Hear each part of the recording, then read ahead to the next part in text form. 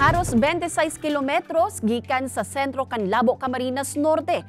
Yaon ang barangay Awitan na nasa pamitisan mismo kan Mount Bagakay na saro sa mga pigdadayong bulod kan mga hiker. Sa bulod na ini gikan ang tubig kan Saltahan Falls na dakula ang naitatabang sa mga residente urog na sa mga paraoma. Bako man gayong halangkaw ang talon.